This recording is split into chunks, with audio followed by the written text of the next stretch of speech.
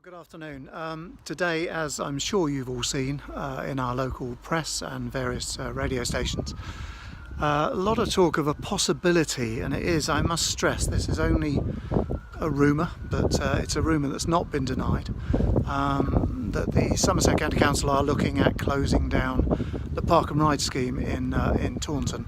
I'm here at Silk Mills, the Silk Mills depot. There is one, of course, at the other end, at the other side of town. The reason for it closing, apparently it's losing money. I don't know the exact figures. I'm not sure about the actual ins and outs of the thing. We've been given no details as such. But looking around here today, this is a Thursday afternoon.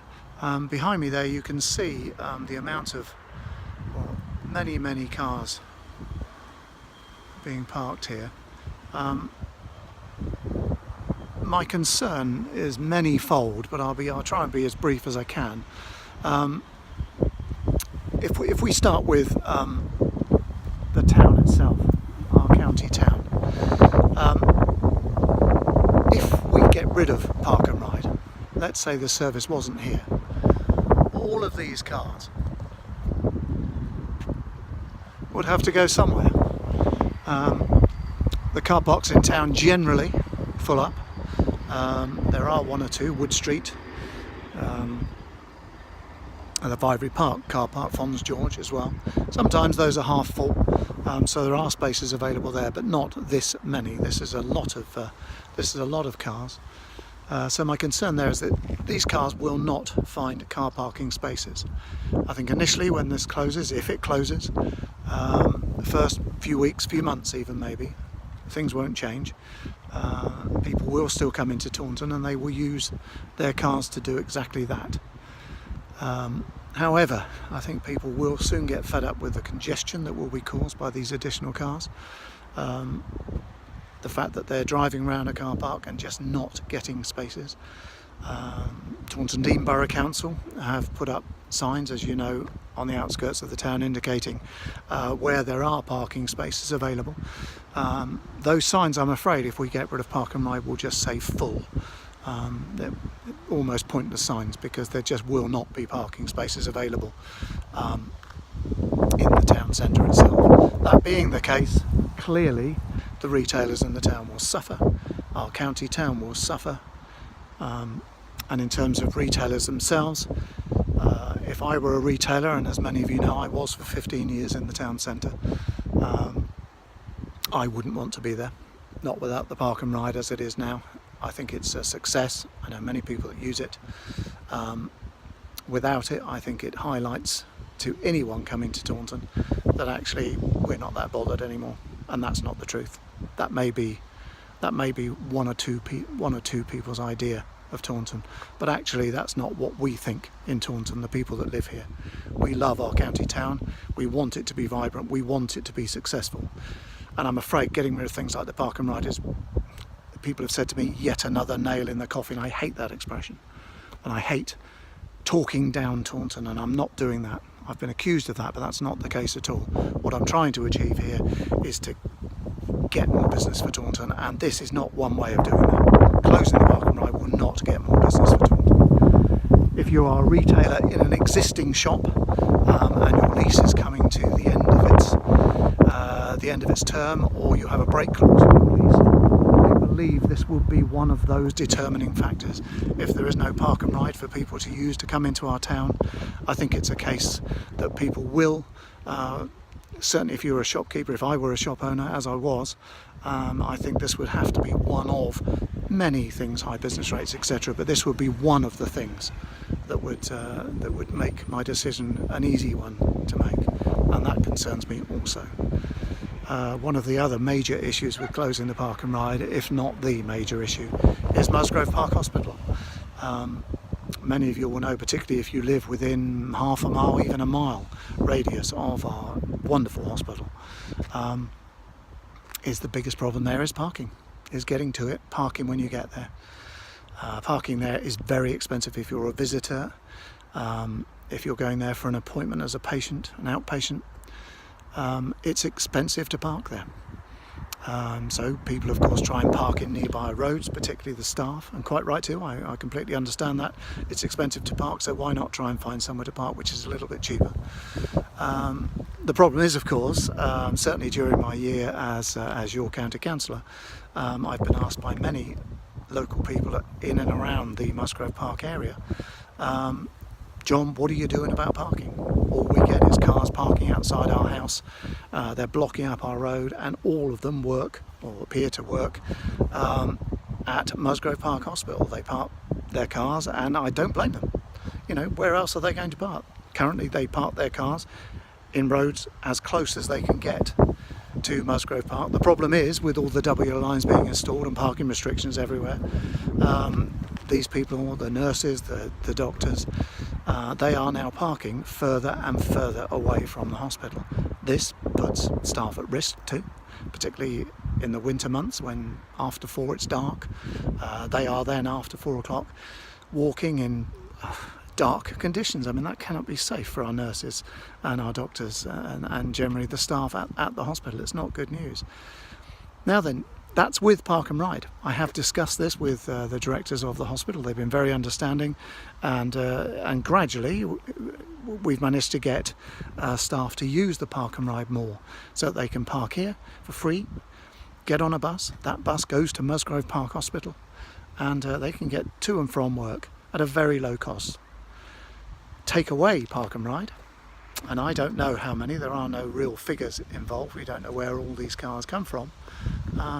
But you've got to assume a good percentage of these are cars where people work at the hospital.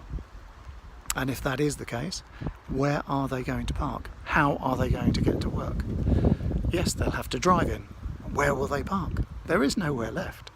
Our roads are clogged with people parking as far away from the town as they dare, so that they can then walk into the town, the hospital, wherever it may be that they want to park. It's not good news. The situation for the hospital itself is wrong. If you're a patient, you have an appointment at 11 o'clock in the morning, for example, if you drive into the hospital, you're simply not going to be able to park when you get there. Or, I'll change that, you can. You might often end up in a very long queue to use the car park there, or you use the car park without a queue. Whichever way you use that car park, it's going to cost you a lot of money. And patients don't want to be paying that sort of money. Coming here, they can park their car here, they can get on the Park and Ride bus, and they can just go straight to Musgrove, have their appointment. The buses at the moment here run every 15 minutes. They can then catch the bus back from the hospital directly to here, get in their car and go home. It's so simple, it's safer, it's better for the environment. It's a no-brainer. I don't understand why this is even on that list, if it is at all. And I must stress, it is only a rumour at this stage. But there has been nobody saying to me, John, this isn't going to happen. Forget about it. I've even, just today, in fact, a couple of hours ago, I was interviewed by Radio Somerset on this very subject. Why are they doing that if there is just nothing in this story? People don't waste their time with things like that. In terms of a council itself, to me it seems that it's time now. Clearly the council has to make cuts. It's a fact of life, unfortunately, not something any of us want, but there just is no money. Now, a lot of people are blaming the leading party, in this case the Conservative Party. The Liberal Democrats blame the Conservative Party. The Labour Party et al. Blame the Conservative Party, and quite right. They've made a mess up with this. They've not got it right. Yes. Later, let's blame people later. Let's hold people to account. Absolutely hold them to account. But it doesn't improve the situation. The only thing that's going to improve the situation is, in my opinion, councillors working together. I don't know how we do that exactly. There is a possibility perhaps that we form some sort of emergency coalition. Maybe that's a little dramatic, but why not? Why not? There's 56 councillors there. Why not pick 10, 15 people from the so-called opposition benches and 15 people from the Conservative ruling party and make a council, a sub-council if you like. I don't know how that could work, but there has to be a way. But there are good people in the opposition benches. There are very intelligent, smart people, as there are on the Conservative benches. So why not team up together and try and solve this with officers from Somerset County Council and sit down with the problem, in this case the Park and Ride. This is the problem. How do we solve that problem? Closing it isn't the solution. Closing it is a disaster. For example, I've just been speaking now to several of the people who work at the park and ride here. Many people, some of the people parking here, not many, that's not true, some of the people parking here walk their dogs in the local long run meadow. All right, why should they? Why should we pay for them to park for free? I'll tell you why. Because encouraging people to get exercise is a good thing. Isn't this what Somerset Council are supposed to be doing? Encouraging people to be healthy. A healthy person is someone who's not going into the hospital and costing us more money. So this is saving us money. Yes, it's invisible savings, but it is savings all the same.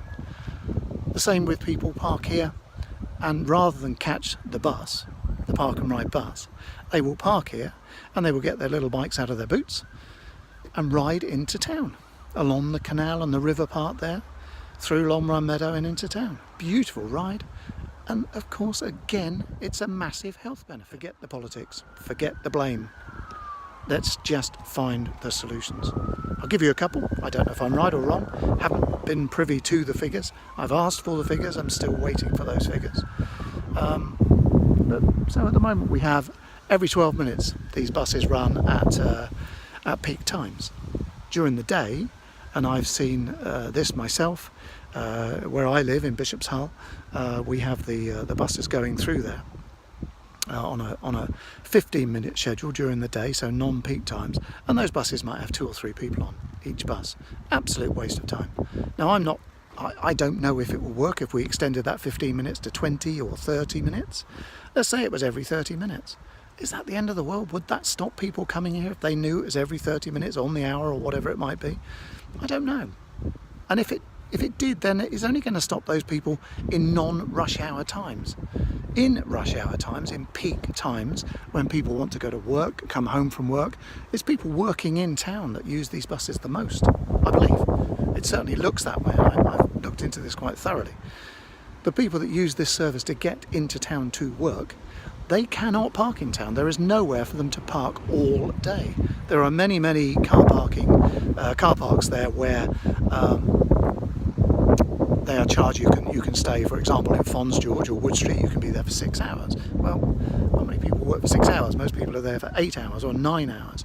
So you can't park there. And where you can park, it's £10–15 a day or whatever it might be. But it's certainly a lot more money than coming here every day to use the park and ride. And of course, if all those people are on a bus, that's one bus against all the cars that are polluting the atmosphere, that are causing massive traffic jams for people trying to get to other places apart from going into town. This is a no-brainer. Please, let's work together. Something has to be done here. There has to be ways of achieving a difference. I've just been looking at the fares here and talking to several people, several regulars here that use the park and ride. At the moment, for example, if you park your car here, you catch a bus into Taunton and do your shopping, and you come back here, that costs you £1.70. Now that is ridiculously cheap, and yes, that makes it worth it to everybody that uses the service. But do you know what? Why can't that be £1.90? I know it's more money, but if there is an issue here, if this is really losing money, and that's all it's about, if it's all about just the bottom line, charge a little bit extra. I believe people would rather pay a little extra than lose this magnificent service. Clearly the service is too cheap if it's not holding its own. I don't know if 20p per passenger ride or whatever it might be actually will make the money, because again, I've not been privy to the figures, but that might be one of many ideas, many solutions. There must be a way around this. I'm more than happy to work with anyone else to get this problem solved. And I promise you, as your county councillor, Bishop's Hull and Taunton West County Councillor, that I will do all that I can to keep this open. I can't promise anything, and I imagine with the cost cutting at the moment, it appears to me, and I may have this wrong, and if I'm wrong I apologise for saying it, but it appears to me this is almost a tick box thing. It's a case of let's find all the non-statutory costs that the council incur. So this is a non-statutory cost, for example. In other words, a cost or a service they provide that isn't necessary, that isn't essential. So this is a nice thing to do, absolutely it is, and I think essential, but it's not considered an essential service. It's not a statutory service. But I think they just look at a list of all the non-statutory services, this being one of them, and effectively say, okay, well there's another one we can put on the list, get rid of that. I hope I'm wrong, and I hope that if it is really on this list to be looked at, to close, if that is the case, then okay, if it's just going to be looked at, I accept that, and why not? You know, that's what the council should be doing, is looking at the costs and overheads. But when council, you look at this, and I'm talking now to the cabinet members of Somerset County Council, when you look at this, please invite others in to look at it with you. Don't just make a decision, a cabinet decision, where it's just a given that you're going to cancel this service. If you do that, I don't believe you're looking after the interests, well, I don't believe you are not looking after the interests of the residents, certainly not the residents living in my area here. And I would suggest the entirety of Taunton Deane and the well-being of our county town. So please make the right choice. The decisions, yes, put it on your list, fine, but the decision itself needs to be made properly with all the information, and we need to be given an opportunity to put down and work out how we can save some money here.